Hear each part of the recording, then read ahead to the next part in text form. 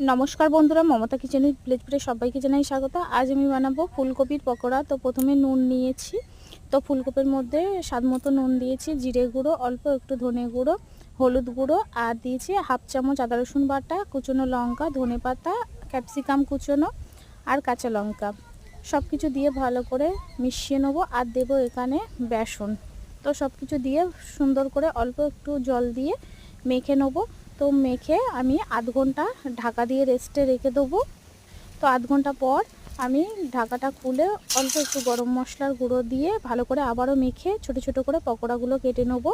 তো medium to low আছে পকোড়াগুলো ছোট ছোট করে ভেজে তুলে নেব। তো এখন আমি অল্প একটু সাদা তিল দিয়ে দিলাম। তো তিলটা দিয়ে সুন্দর করে মেখে আবারও ছোট ছোট করে পকোড়া ভেজে নেব। তো রেসিপিটা যদি ভালো লেগে থাকে লাইক, কমেন্ট, শেয়ার ও সাবস্ক্রাইব করে আমার পাশে থাকবে। তো ফুলকপির পকোড়া আমার রেডি।